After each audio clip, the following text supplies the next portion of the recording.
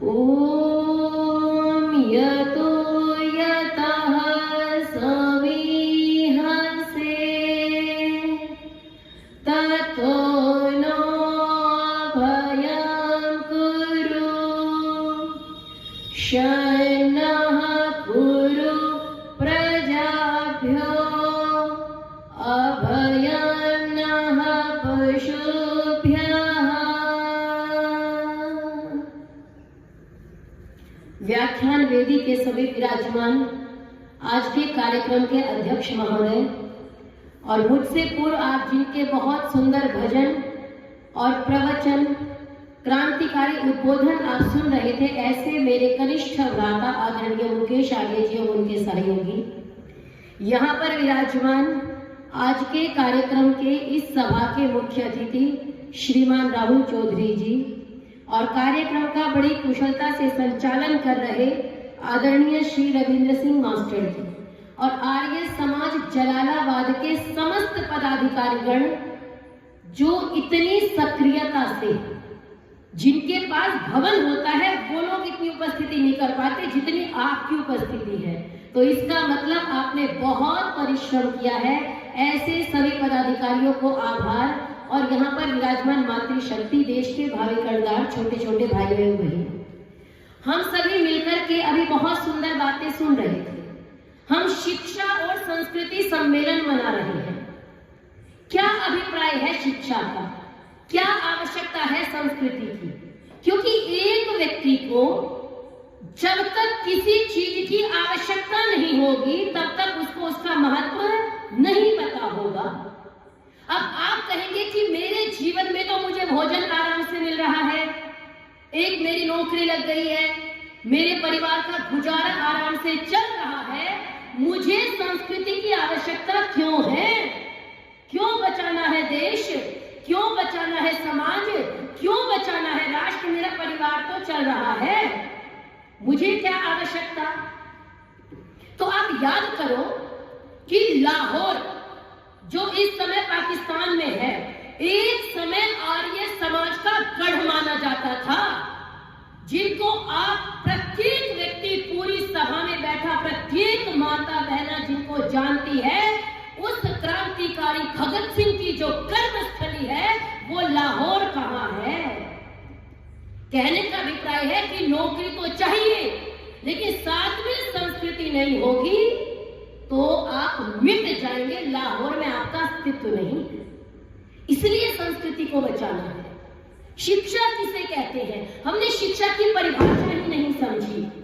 शिक्षा का मतलब हो गया साक्षर होना, अक्षर ज्ञानी होना।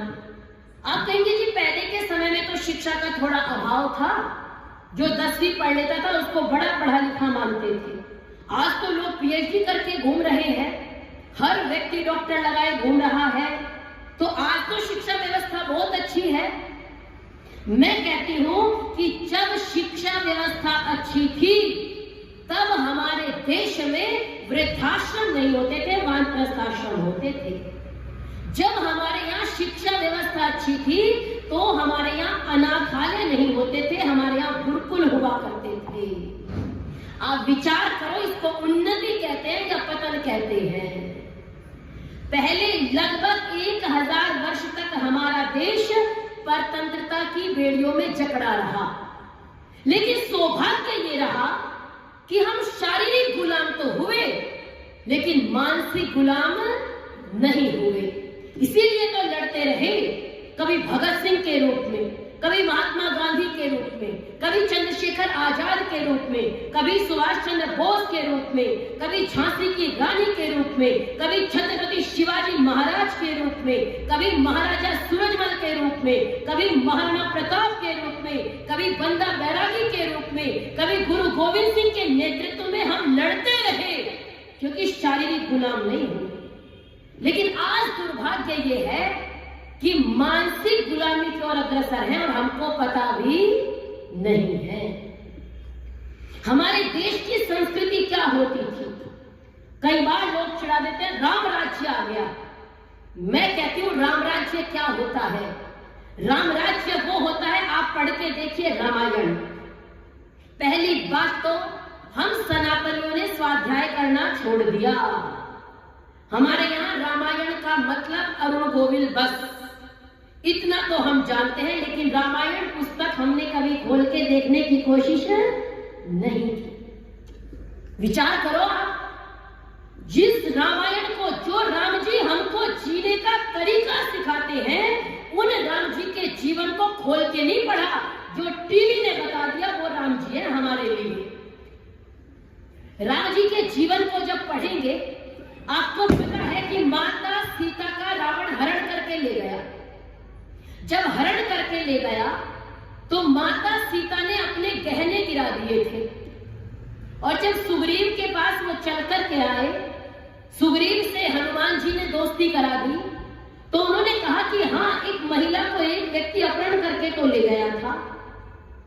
तो उन्होंने कहा हो सकता है वही सीता जी हो, तो कोई पहचान? उन्होंने कहा हाँ, पहचान तो है।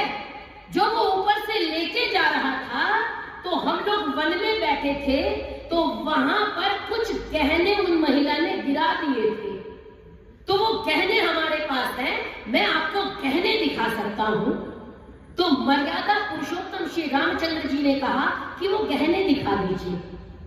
तो वो जब गहने लेकर के आए तो श्री राम अश्रु बहा रहे थे, रो रहे थे, परेशान थे, दुखी थे।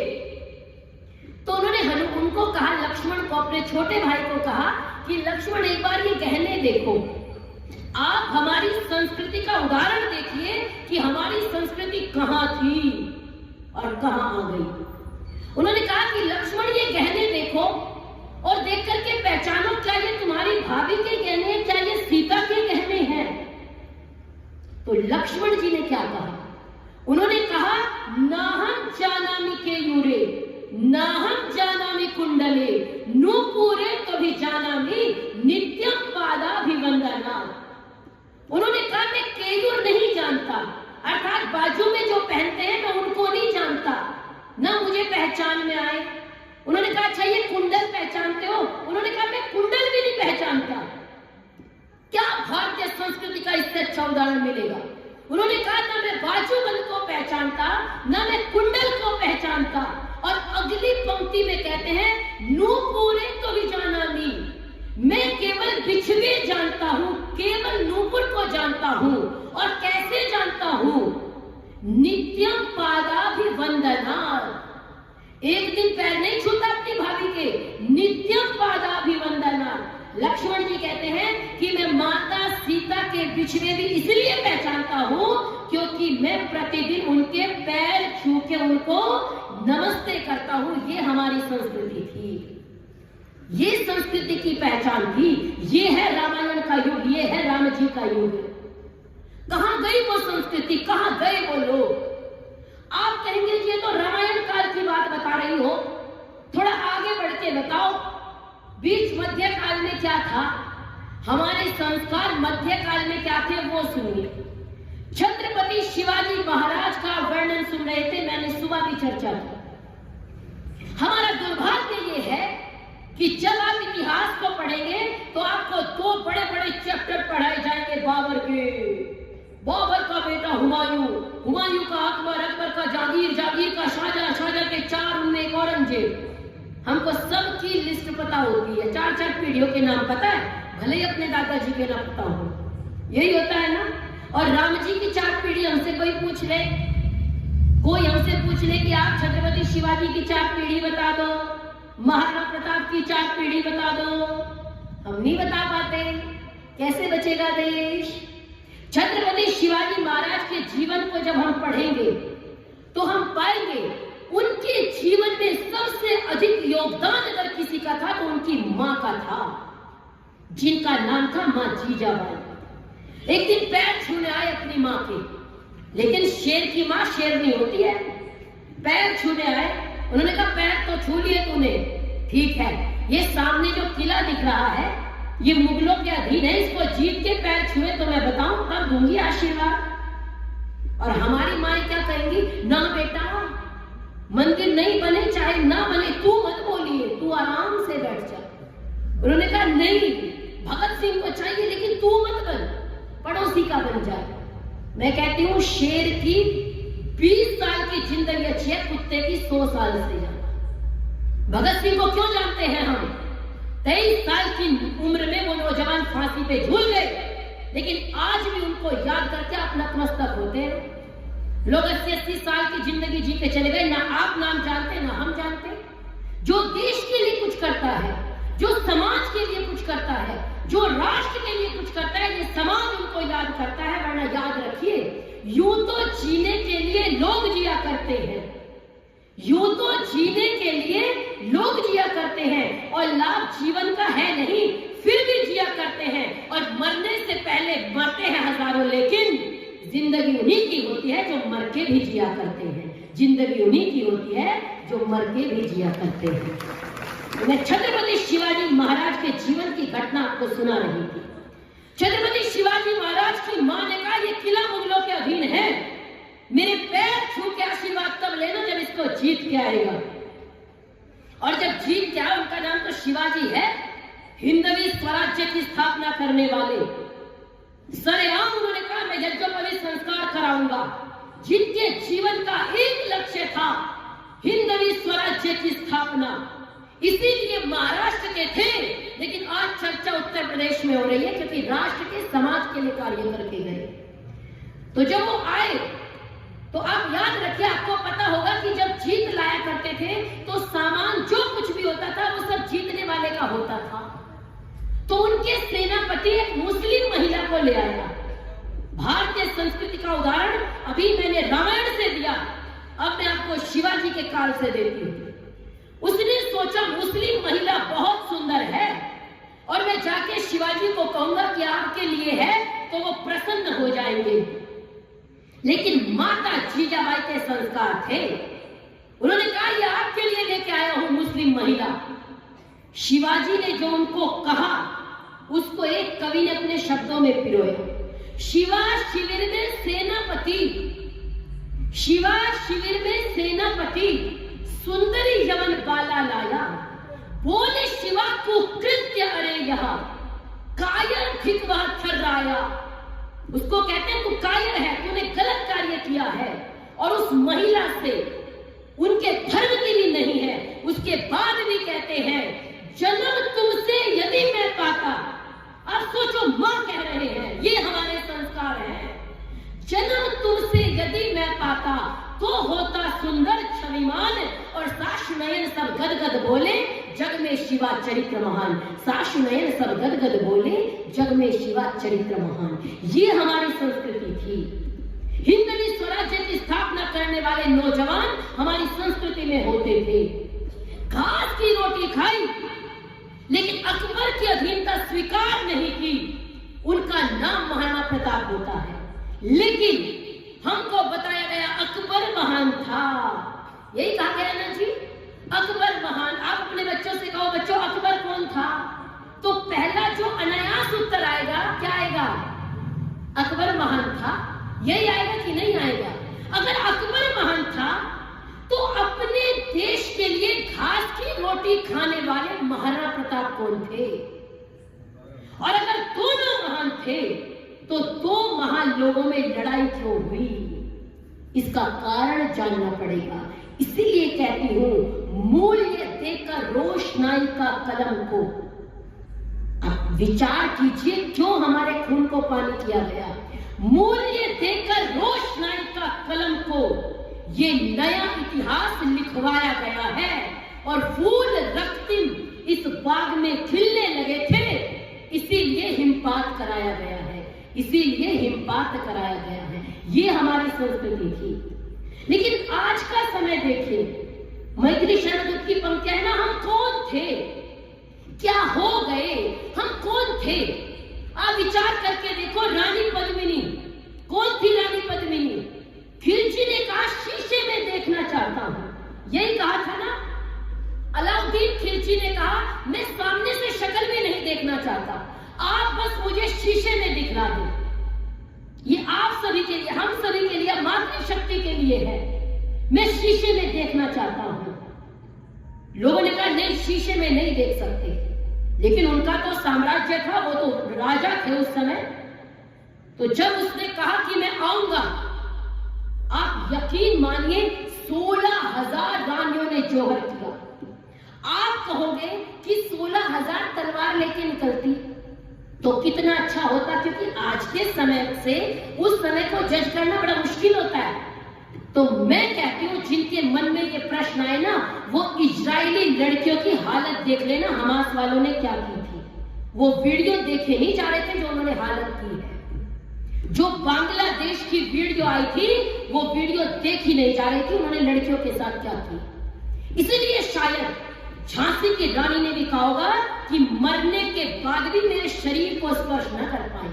अब उस परंपरा के बाद है रानी पद्मिनी के साथ बड़ा सा कुआं बनाया गया।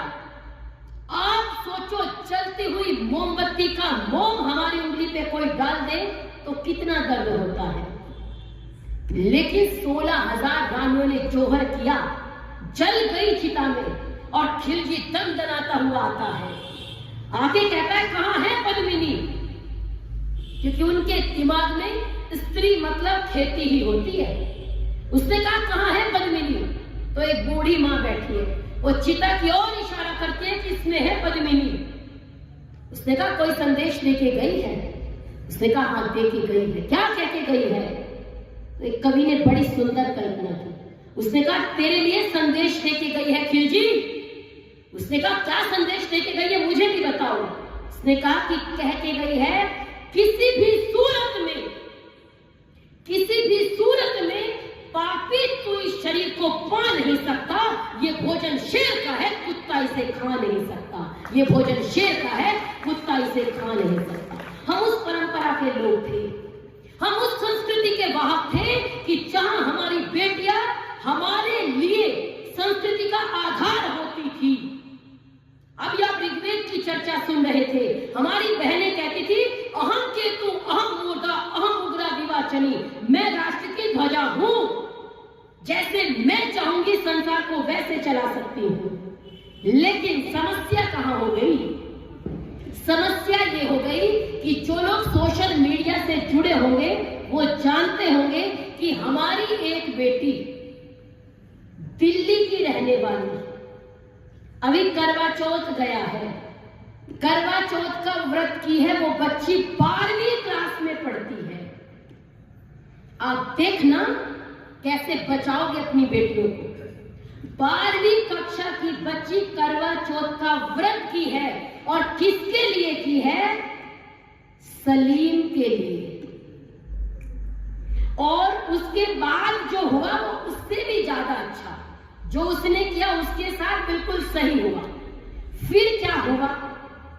उसके बाद उसने जाकर के उसको जैसी आदत है सूटकेस या फ्रिज में पैक करने की वो नहीं किया, अब की बार जमीन में गाड़ दिया।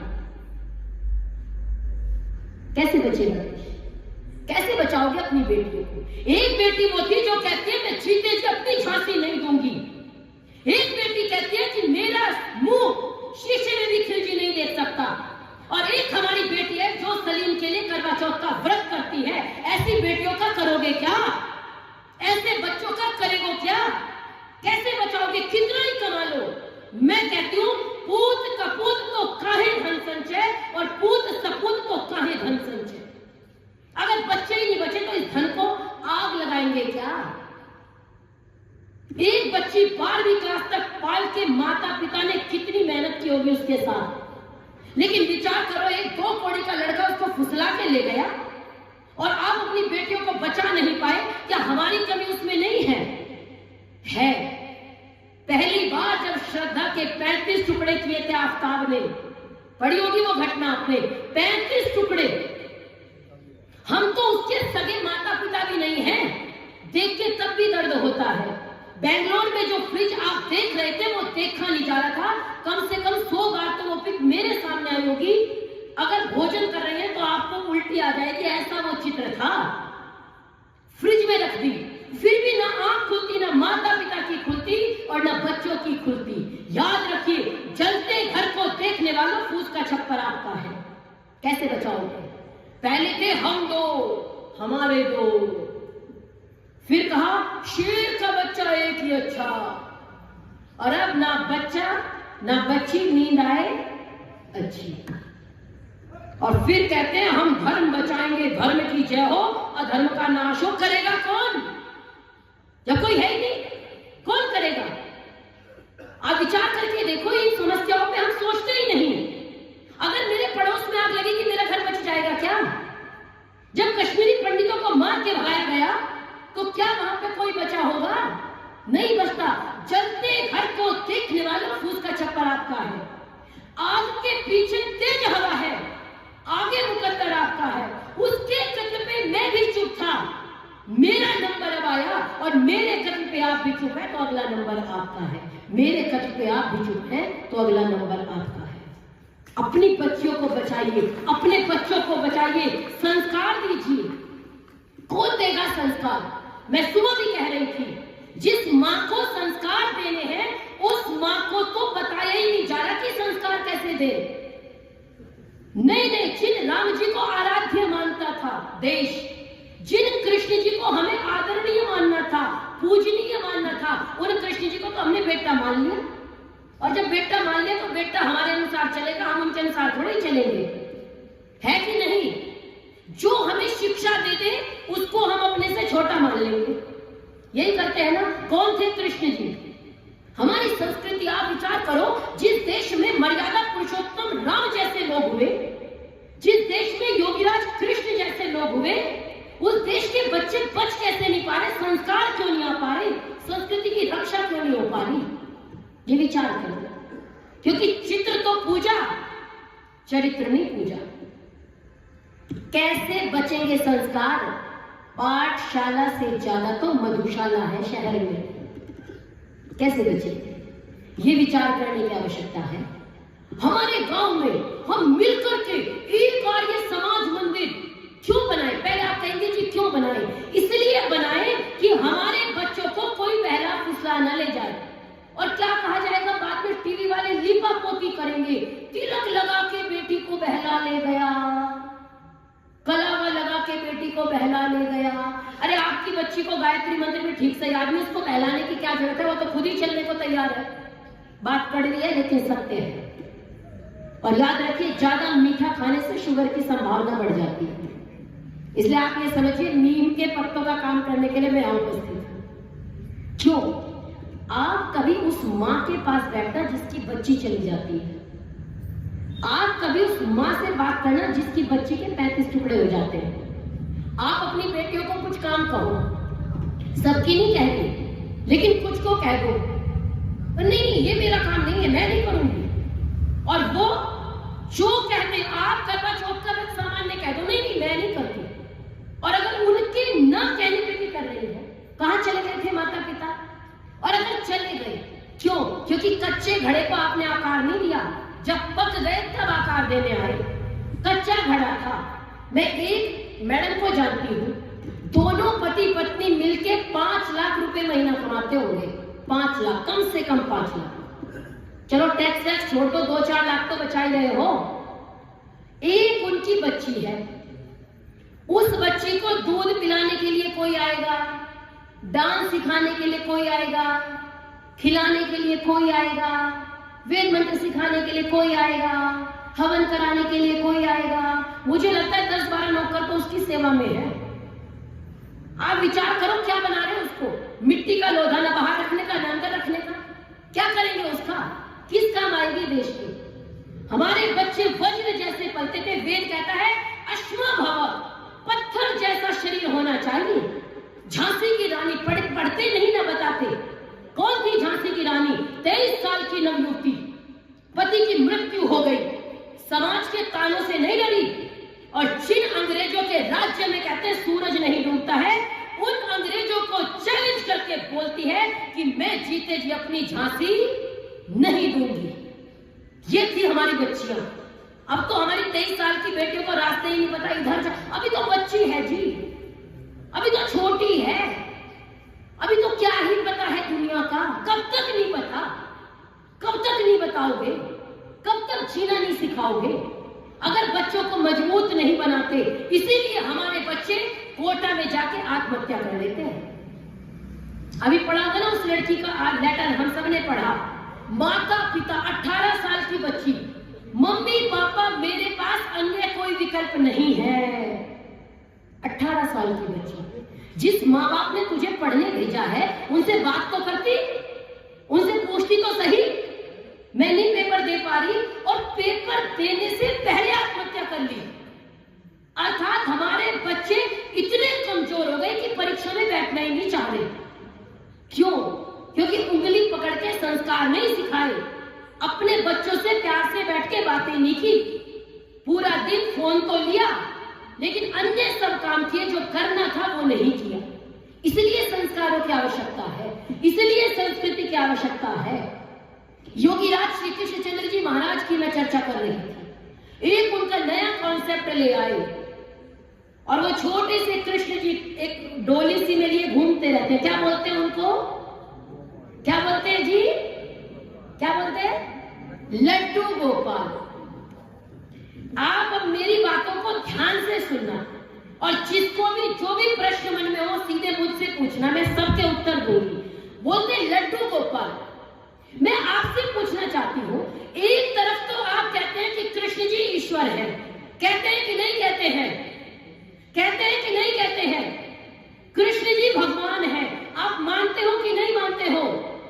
मानते हो कि नहीं मानते हो? मानते हो। उसके बाद उनको सुबह जगाएंगे, जगाते हैं ना जी? इनको सुबह जगाना भी पड़ता है।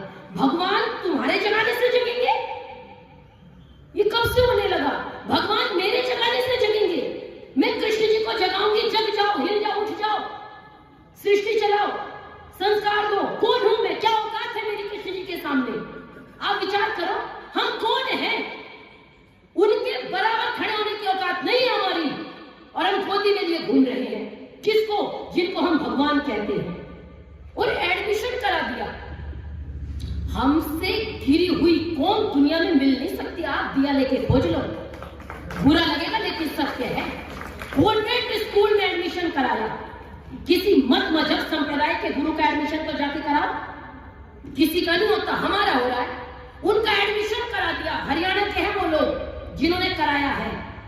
और बाकायदा केवल एडमिशन नहीं है, जिस वैन से वो स्कूल जाते हैं उसकी भी फीस भरी जाती है। स्कूल में पेपर भी देते हैं। और देखा देखी हमारे यहां तो भगवान हमने दिल से नहीं मानते, हम फैशन के लिए मानते हैं। आप बुजुर्ग लोग बैठे हैं, मैंने भी इतने पुराने तो हम नहीं हुए, लेकिन मैंने अपने बचपन में कभी किसी के हाथ में लड्डू गोपाल नहीं देखे। मैंने कभी नहीं देखे अपने बचपन में, आपने देखे हो मुझे नहीं पता। और आप विचार करो, एडमिशन करा दिया, स्कूल में टॉप कर गए। और कैसे करें? अब आप सोचेंगे कॉपी किसने लिख दी भाई? तो वो कहते हैं महिलाएं। आप इनसे कहो घर में काम कर लो, हमसे नहीं होगा, काम वाली रख लो। और वहां बिना बात के जहां करना नहीं है वहां मेहनत करेंगे। यही तो हमारा पतन का कारण है। और एडमिशन करा के कहती है कॉपी कैसे लिखते हो? रात को सपना आता है, भगवान जी इसी को दिखेंगे। यही एक पवित्र आत्मा उतर के आई अग्निवायुआदित्य अंजिरा के बाद, इसी को दिव्य ज्ञान खुले हैं। रात को सपने में आते हैं और जो वो बताते हैं मैं पेपर में दिखाती हूँ। हमारे इतने कर्म फूट गए हैं, इतने निकम्मे हम लोग हैं कि श्री कृष्ण जी महाराज, जिनका पूरा जीवन आदर्श रहा, जिन्होंने महर्षि सांदीपनि के आश्रम में जाके विद्या ग्रहण की, हम 2 कौड़ी के लोग उनका एडमिशन कॉन्वेंट स्कूलों में करा दिए हैं। इससे पतन और हमारा क्या होगा? नाश तो अपने हाथों से कर रहे हैं, हमको दूसरे की जरूरत नहीं, हम तो खुद नाश करने बैठे हैं, है कि नहीं? और ये हमारे कोई कहता है कि बेटा मान लो, इनको तो जिस रूप में मान लोगे ये तो उसी रूप में सही है। ऐसा हो सकता है? जो आपका बेटा है वो बेटा ही तो रहेगा, उसको बाप मान लोगे तो वो बाप हो जाएगा? बताओ आप मुझे, हो जाता है? अब मैं अपनी माँ को कहूं ये मेरी माँ है, चलो माँ है, अब मैं उनको कहूं इनको पुत्री भी मान सकते हो, ऐसा हो सकता है? आपकी माँ आपकी बेटी हो सकती है। जब मेरी माँ मेरी बेटी नहीं हो सकती तो श्री कृष्ण जी महाराज आपके पुत्र और आपके पति और आपके भाई आपके बंधु कैसे हो सकते हैं? बताओ मुझे उत्तर। भगवान की नकल तो करनी है पर अकल नहीं लगानी। कौन थे कृष्ण जी? हमने तो बिल्कुल इतना ज्यादा पतन, इसलिए इतना कटु सत्य बोल रही हूं कि लड़ना नहीं चाहते, बस इसीलिए झुनझुने वाले कृष्ण जी के चरित्र को जिस दिन पढ़ लोगे ना दिमाग घूम जाएगा, पढ़ते ही नहीं। पता नहीं ये लड्डू गोपाल वाला पूरे महाभारत में अगर लड्डू गोपाल का कॉन्सेप्ट है तो आज के बाद मैं बोलना छोड़ दूंगी। आप लेके आओ महाभारत, कहीं भागवत में भी है तो भी लेकर के आओ, मैं बोलना छोड़ दूंगी। फिर कहां से ले आए? आधी चीजें हम धर्म की मानते हैं कहां से? टीवी से।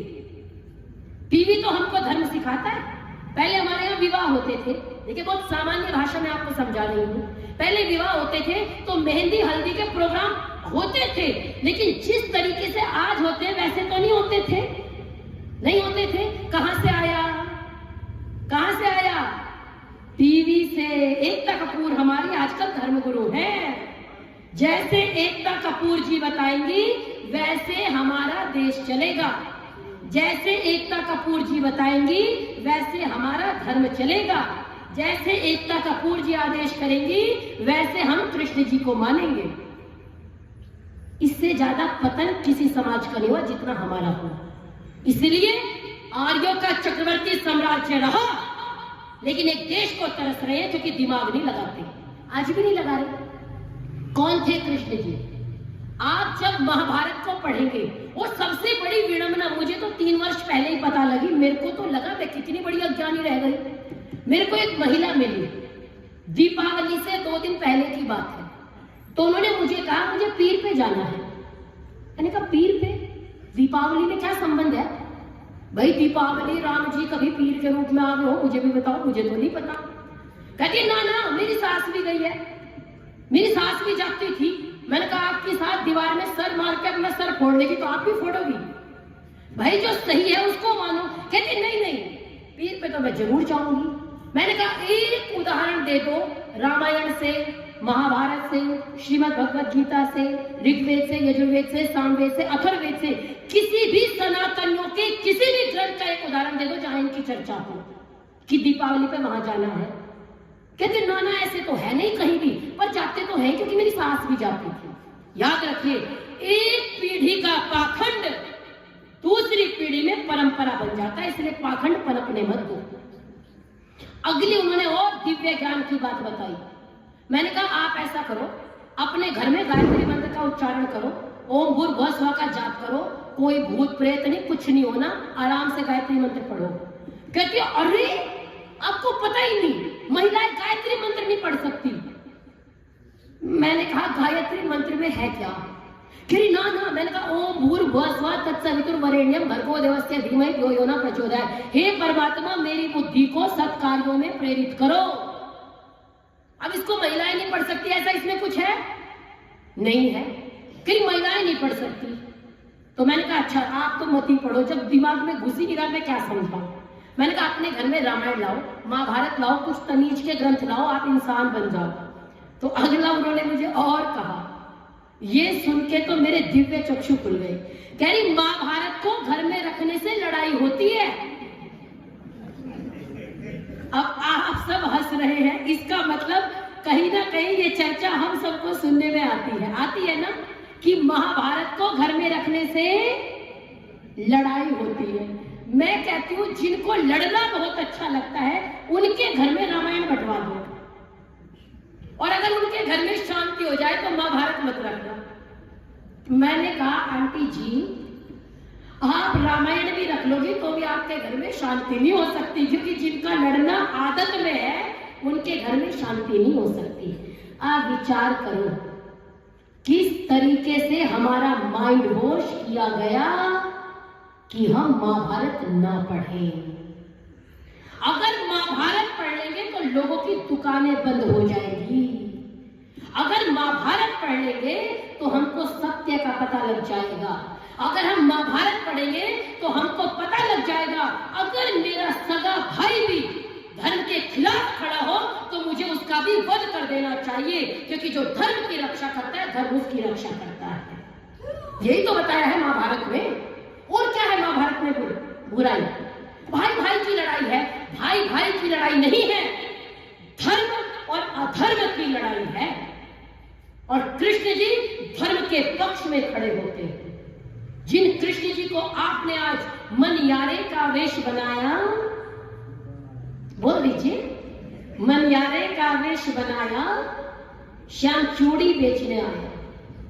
अब अपने बेटे से लिखवाओ चूड़िया और फिर फील करो दर्द, बिकवाओ, अपने पति से बिकवाओ चूड़िया, अपने ना वो नहीं बेचेंगे तो हमारे भगवान कृष्ण तुम्हारे नौकर लग रहे हैं, तुम्हारी चूड़िया बेचेंगे? बताओ आप। ना जी, वो बेच सकते हैं।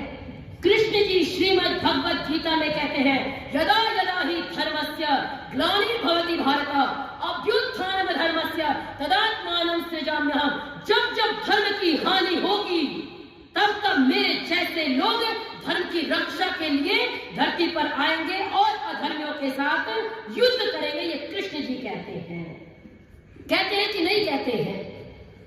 जिन्होंने अर्जुन जैसे, अर्जुन ने कहा मैं नहीं लड़ पाऊंगा, उन्होंने प्राण फूंक दिए अर्जुन ने। उन्होंने कहा मैं धर्म की रक्षा के लिए आया हूं, जब जब धर्म की हानि होगी मैं आऊंगा। अर्थात इसकी चर्चा स्वामी जी सत्याग्रह प्रकाश में करते हैं कि अर्थात उनका अभिप्राय होगा जब जब धर्म की हानि होगी तो मेरे जैसे लोग धर्म की रक्षा के लिए आएंगे। हम कहते हैं ना ना, आप धर्म की रक्षा के लिए नहीं आए। मनियारे का वेश बनाया, श्याम चूड़ी बेचने आया। कृष्ण जी कहते हैं मैं धर्म की रक्षा के लिए आया हूं। जो दुर्योधन की सारी सेना के खिलाफ 5 पांडवों के साथ खड़े हो जाते हैं, उनका नाम कृष्ण है। क्यों? क्योंकि उनके साथ धर्म था। जो कृष्ण वेद विद्या में पारंगत माने जाते थे, जो कृष्ण योग विद्या में पारंगत माने जाते थे, भारत के जनमानस में भगवान से माने जाते थे, जिनकी गीता गूंज रही है आज धर्म के नारों में, जिनकी गीता गूंज रही है आज धर्म के नारों में, वो कृष्ण चूड़ी बेच रहे हैं भक्तों के बाजारों में।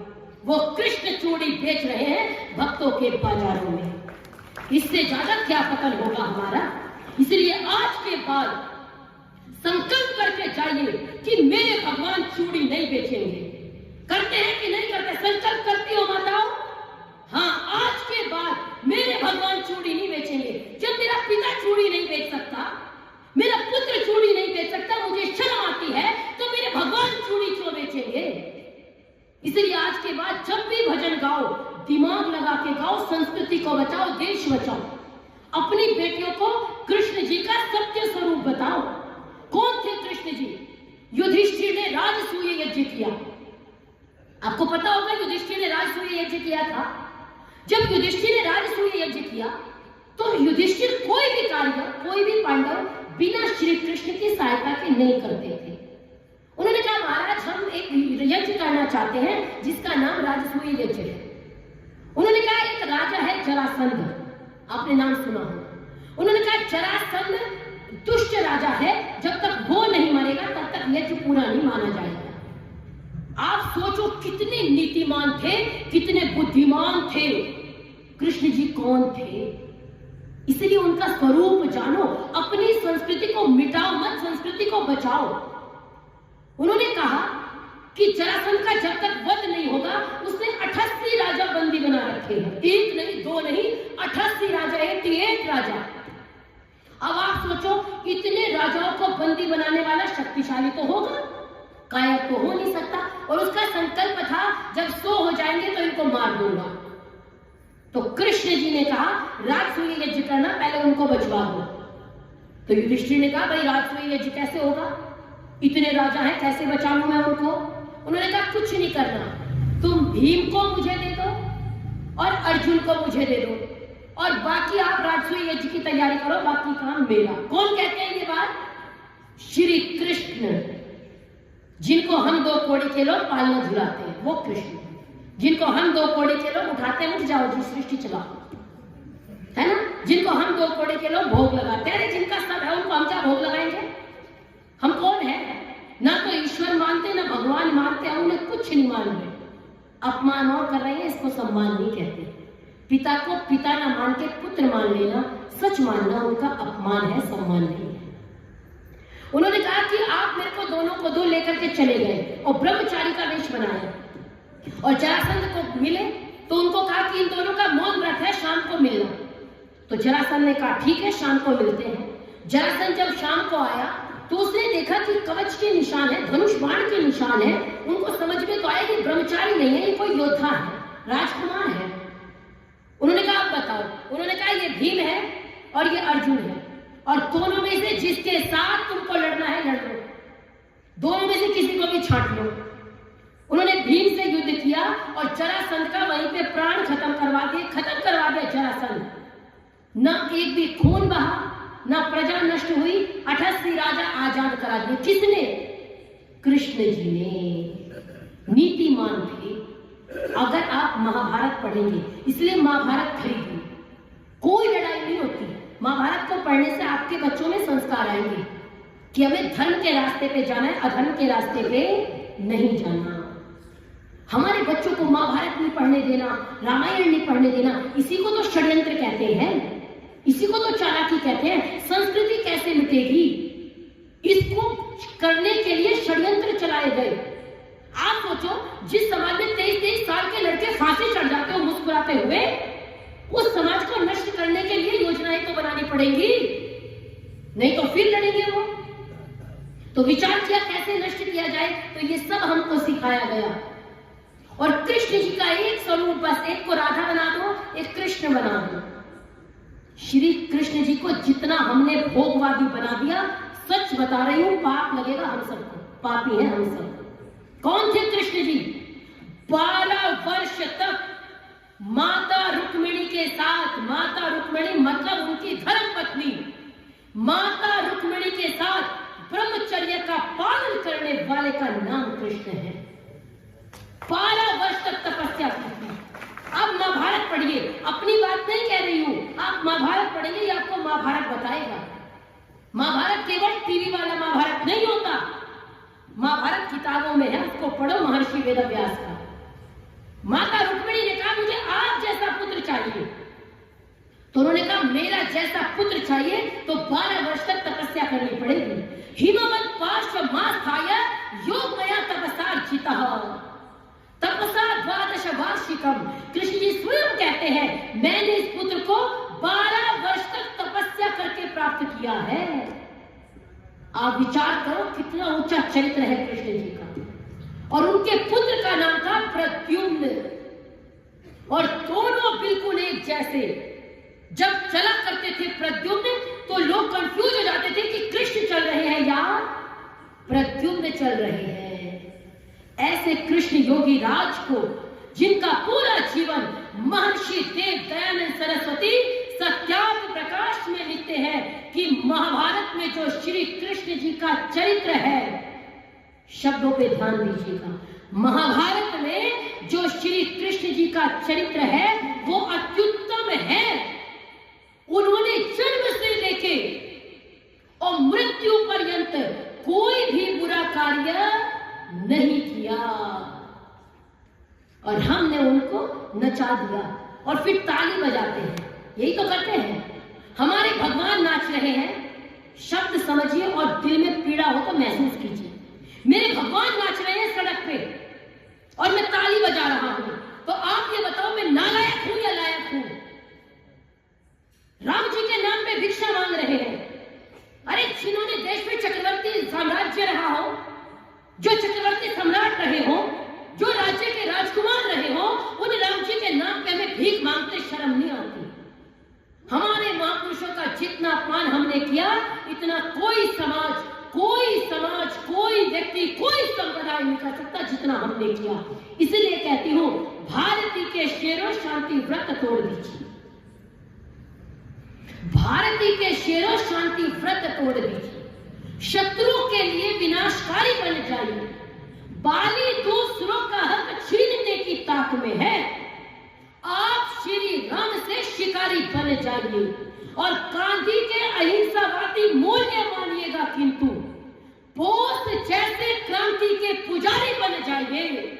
और देश को है शाम आज बांसुरी की चाह नहीं, देश को है शाम आज बांसुरी की चाह नहीं, वक्त चाहता है चक्रधारी बन जाइए, वक्त चाहता है चक्रधारी बन जाइए। अपने बच्चे को ये बताइए और यकीन मानिए, अगर आपने ये स्वरूप अपने महान लोगों का अपने बच्चों को बताया तो हमारी कोई भी बेटी, चाहे वो श्रद्धा हो, चाहे वो निकिता हो, चाहे वो रिया हो, और चाहे वो जो अभी आप करंट की घटना है जिसने सलीम के लिए व्रत किया, ऐसी हमारी कोई भी बेटी लव जिहाद की भेंट नहीं चढ़ेगी। आप विचार करो, जो अपनी बेटियों को न बचा पाए उससे कायर दुनिया में कौन है, उससे कमजोर कौन है? क्यों अपनी बेटियों को हमने छुई हुई बना दिया? दुर्गा जी का व्रत कराएंगी और एक दिन भूखी रह जाए, चक्कर आ गए इसको। अरे क्या करोगे ऐसी बेटी का? क्या करेंगे ऐसे बच्चे का? इसको चक्कर आ जाता है। चलते हुए 20 साल के बच्चे को चक्कर आए तो ऐसे बच्चे को तो भगवान ही मालिक है, इंसानों के बस की तो कुछ नहीं कर सकता। क्या करेगा वो बच्चा? एक हमारी बेटियां होती थी रानी चेन्नम्मा जैसी, रानी दुर्गावती जैसी, रानी लक्ष्मीबाई जैसी, झलकारी बाई जैसी, कारकी मंत्र यपाला लोपामुद्रा जैसी। आप पढ़ के देखो, आपने नवरात्रि का व्रत करती है बहुत सारी महिलाएं, करती है कि नहीं करती है? तो आपकी जो देवियां हैं वो शस्त्र हाथ में रखती हैं कि नहीं रखती हैं? शस्त्र रहता है, कभी तलवार, कभी कुछ ना कुछ तो रहता ही है, रहता है कि नहीं रहता है? जब आपकी देवी के हाथ में शस्त्र है और आपकी बेटी भूखी है तो उसको चलते हुए चक्कर आ रहे हैं, तो हमको विचार नहीं करना चाहिए? करना चाहिए कि नहीं करना चाहिए? अगर हमारे बच्चे रास्ते में चलते हुए डर रहे हैं, हम इतने कायर, जिस देश में शेर के दांत गिनने वाला भरत जैसा पुत्र उत्पन्न हुआ हो, सुना होगा आपने, चिंभस्व मुख उद्घाटय कणम के गणयस्व दंतान, मैं तेरे दांतों को गिनूंगा, तू मुंह खोल। भारत मां शेरों वाली है, कहते हैं ना, भारत मां शेरों वाली है, इसके शेरों की दुनिया में शान निराली है, मेरी मां शेरों वाली है। और अंतिम में ये कह के वाणी को विराम दूंगी। एक बहुत सुंदर संस्कृत का श्लोक है कि शेरनी का एक पुत्र होता है कि नहीं होता है? सही व दशभी पुत्रेण भारत वहति रासभी, और एके नापि सुपुत्रेण सिंही स्वपिति निर्भयी। शेरनी का एक पुत्र है, लेकिन जंगल में आराम से सोती है, बिना डरे, बिना भयभीत हुए। और गधी के चाहे 1000 पुत्र भी हो तो भी निर्भय होके नहीं सोती। तो अपने बच्चों को हम सभी अच्छे संस्कार दें, अपनी बेटियों को अच्छे संस्कार दें। अगर उन्हें पाल रहे हैं तो कम से कम अपनी बेटियों को इतने संस्कार दें कि आपकी बेटी आपके हाथ से बाहर जाने से पहले 100 बार नहीं 1000 बार सोचे। इतने आधुनिक मत हो जाओ। मैं अक्सर बच्चों को कहती हूँ, उस बच्चे से आप कुछ मत कमाओ। एक समय जिंदगी में ऐसा आता है कि जब माँ बाप अपने बच्चे से हाथ जोड़ के कहते हैं, भाई तू कुछ मत कमा, बस नशा मत करियो। होती है ना ऐसी स्थिति, नशा मत करना। और आज तो हम इतने आधुनिक हो गए। एक समय था जब मनु महाराज ने कहा था कि मांसाहार अगर आप करते हो तो 8 लोग पापी हैं। एक नहीं, जो खा रहा है वो पापी है, नहीं, उन्होंने कहा 8 लोग पापी हैं। अनुमंता विशसिता निहंता त्रयी विक्रयी संस्कर्ता चोपहर्ता च खादकश्चेति घातकाः। कौन कौन पापी है? अनुमंता, अनुमति देने वाला, विशसिता निहंता, विशसिता उसको मारने के लिए लाने वाला, अर्थात अनुमति देने वाला, उसको लाने वाला, निहंता उसको मारने वाला, क्रय खरीदने वाला, विक्रय बेचने वाला, संस्कर्ता उसको बनाने वाला, चोपहर्ता जो परोस रहा है, और खादकश्चेति जो खा रहा है। ये 8 प्रकार के पापी हैं अगर आप मद्यपान कर रहे हो या मांसाहार खा रहे हो। और क्या कहते हैं? मांस में तो प्रोटीन है, नॉनवेज नहीं खाएंगे तो प्रोटीन कैसे आएगा? मैं कहती हूँ गांव से बाहर कभी कुश्ती नहीं की होगी, और वो हरियाणा का छोरा अमन सहरावत विदेश की धरती पे भारत का झंडा लहरा के आया, वो शाकाहारी है। लेकिन हमारे वालों को कुछ नहीं करना, बस बॉडी बनानी है जिम में जाके, और उसमें भी मांसाहार चाहिए। यही कर रहे हैं ना, उसमें भी मांसाहार। क्यों? क्योंकि हमने अपने बच्चे को अपने संस्कार नहीं दिए, अपनी संस्कृति नहीं सिखाई। याद रखिए, जिस देश की, अगर किसी देश को खत्म करना है तो हथियारों से करोगे, तो यूक्रेन जैसा देश भी रशिया की नाक में दम कर दिया। क्या है देश? ऐसा लग रहा था रशिया निपटा के अपना निकल लेगा, लेकिन यूक्रेन ने कहा नहीं भाई, इतनी आसानी से हम भी नहीं छोड़ेंगे। हथियारों से आप जंग नहीं जीत सकते। अगर जंग जीतनी है तो उस देश की युवा पीढ़ी को खत्म कर दो। खत्म कैसे होगी? नशे में, मांसाहार में। और आजकल तो हम आधुनिक हो गए, पहले प्राचीन थे। अगर बाप को पता लग जाए बेटा सिगरेट पीता है तो बच्चा डर के मारे 2 दिन घर नहीं आता था, और 10 बार मांगेगा माफी, और डर अलग था, जूते लगेंगे घर जाके। और अब अरे हमारा तो परिवार बड़ा आधुनिक है, हम तो दोनों भाई, हमारे पिताजी साथ में बैठ के ड्रिंक करते हैं, हम बहुत आधुनिक हो गए। अब हमारे यहाँ कोई ऐसी परंपरा नहीं है, हम पिछड़े लोग नहीं है, हम आधुनिक हो गए। भैया अगर आप ड्रिंक कर रहे हो तो बेवड़े और आप में कोई अंतर नहीं, बस वो गरीब है बेचारा, आप आधुनिक हो गए। यही तो है। बेवड़ा क्यों कहते हो? क्योंकि वो गरीब है। ड्रिंक क्यों कर रहे हो? आप पब में कर लेते हो, सड़क पे कर लेता है। यही तो अंतर है। और क्या अंतर है? शब्दों को घुमाने से संस्कृति नहीं घूमेगी, ना संस्कृति बचेगी। अगर बचाना है तो हम सब एकत्रित हो, एकजुट हो। वेद कहता है माता भूमि पुत्र हम पृथिव्या, ये भूमि मेरी माँ है और मैं इसका पुत्र हूं। तो अपनी माँ को बचाने के लिए हम सभी अगर एकत्रित होंगे तो आज संकल्प लेके जाओ, कृष्ण जी को आज के बाद चूड़ी नहीं बिकवाओगे, मेरे भगवान आपके घर में चूड़ी नहीं बेचेंगे। आप कहोगे मेरे भगवान क्यों कह रही हो? क्योंकि मैंने कभी चूड़ी नहीं बिकवाई कृष्ण जी से। तो आप भी संकल्प करके जाओ, और केवल मेरे कहने से मत करो, आप मन में विचार करो, अपने बेटे से चूड़ी बिकवाना कितना बुरा लगेगा, लेकिन कृष्ण जी के लिए नहीं लगता। तो आज के बाद ना राम जी का अपमान करेंगे, ना कृष्ण जी का अपमान करेंगे। आज के बाद अपने महापुरुषों का सम्मान करेंगे, महापुरुषों को पढ़ेंगे। आपकी धर्म गुरु एकता कपूर नहीं है। आप रामायण की किताब खरीदिए, अपने घर में लाइए, उसको रखिए, स्वाध्याय कीजिए, नहीं तो कुछ नहीं बचेगा। बड़े बड़े बंगले कोठी वाले लोग थे, लाहौर वाले, श्रीनगर में बड़े बड़े कश्मीरियों की बड़ी बड़ी सेब के बागान थे, एक रात में छोड़ के भागना पड़ा। पढ़ के देखो वीर सावरकर का मोबला, बस ये और बताऊंगी, वीर सावरकर। और लोग क्या कहेंगे? माफी वीर। वो 2 कौड़ी के लोग जिनको बाप के नाम पे खाने के अलावा कुछ पता ही नहीं, वो भी कहेंगे सावरकर माफी वीर थे। चरणों की धूल नहीं हो वीर सावरकर के। कौन थे वीर सावरकर? आज इतने सारे युवा भाई उपस्थित हैं, इसलिए चर्चा कर देते हो वीर सावरकर कौन थे। वीर सावरकर वो थे, एक व्यक्ति हुए गुजरात के, और मेरे को उनकी जन्मस्थली देखने का सौभाग्य प्राप्त हुआ। उनका नाम था श्यामजी कृष्ण वर्मा। श्यामजी कृष्ण वर्मा मांडवी के गुजरात के रहने वाले थे। उन्होंने लंदन में जाके इंडिया हाउस की स्थापना की, और उन्होंने कहा जो भी भारतीय लंदन आना चाहता है वो आए, और हम सब मिलकर देश की स्वतंत्रता के लिए कार्य करेंगे। हम उसको छात्रवृत्ति देंगे, उसको पैसों की जरूरत नहीं है। उनकी छात्रवृत्ति से पढ़ने वाले बालक का नाम था वीर सावरकर। वीर सावरकर एकमात्र व्यक्ति थे जिनको 2 जन्म काला पानी की सजा मिली, जो उनको माफी वीर कहते हैं। मैं कहती हूं तुम्हारे बाप दादा के फोटो अंग्रेजों के साथ बैठे हुए आते हैं, और हमारे वीर सावरकर चक्की पीसते हुए आते हैं। ये अंतर है तुम्हारे बाप दादाओं में और हमारे वीर सावरकर में। 2 जन्म काले पानी की सजा मिली। आप सोचो अगर माफी वीर होते तो 2 जन्म काले पानी की सजा मिलती। और मुस्कुराते हुए कहते हैं, क्या कहते हैं? चलो तुमने अनजाने में ही सही 2 जन्म की सजा देके हमारे पुनर्जन्म के सिद्धांत को स्वीकार तो कर लिया। ऐसे वीर का नाम वीर सावरकर है।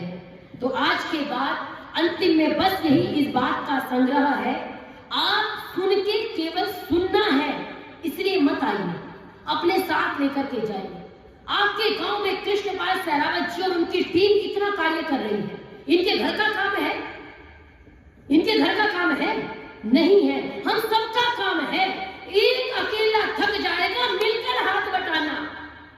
अगर साथ मिलकर कार्य करोगे, एक आर्य समाज मंदिर आपके गांव में होगा तो निश्चित रूप से न कोई अंधविश्वास होगा, न राम जी का अपमान होगा, न कृष्ण जी का अपमान होगा। तो साथ मिलकर के सब कार्य करेंगे तो संस्कृति बचेगी, देश बचेगा। वरना कहते हैं अरे हम मिट नहीं सकते, कहते हैं ना कुछ बात है कि हस्ती मिटती नहीं हमारी। झूठी गर्व हमसे ज्यादा कोई नहीं कर सकता। सदियों रहा है दुश्मन दोरे जमा हमारा, कुछ बात है कि हस्ती मिटती नहीं हमारी। मैं कहती हूं याद करो, कभी अफगानिस्तान तक थी सीमा तुम्हारी? कहां है आपका कांधार? कहां है आपका बांग्लादेश? कहां है आपका अफगानिस्तान? कहां है आपका पाकिस्तान? कहां है पाकिस्तान की आबादी? और थोड़े दिन में हिंदुस्तान में भी अल्पसंख्यक हो जाओगे, फिर धर्म का नाश या धर्म की हानि, या धर्म को बचाना है, या धर्म की जय करनी है, या अधर्म का नाश करना है, वो आप स्वयं विचार कर लीजिएगा।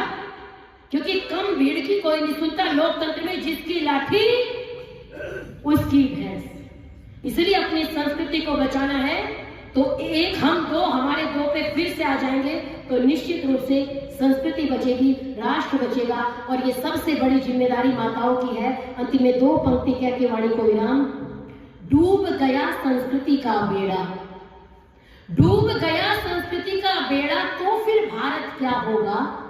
लुट गई पूंजी परंपरा की तो फिर भारत क्या होगा? जापान कोरिया चिक्कार बना सकते हैं, लेकिन अगर संस्कार कोई दे सकता है तो भारत दे सकता है। डूब गया संस्कृति का बेड़ा तो फिर भारत क्या होगा? लुट गई पूंजी परंपरा की तो फिर भारत क्या होगा? भारतीयता भूल गए सब, भाषा भूषा अंग्रेजी, अपना छोड़ा चाल चलन, पहना बाना है रंगरेजी। अपने कुल की रीति छोड़ दी, अपने कुल की रीति छोड़ दी, खान पान और प्रीति छोड़ दी। डूब गए पश्चिम के रंग में तो पूरब का क्या होगा? और डूब गया संस्कृति का बेड़ा तो फिर भारत क्या होगा? लुट गई पूंजी परंपरा की तो फिर भारत क्या होगा? इति ओम शांति।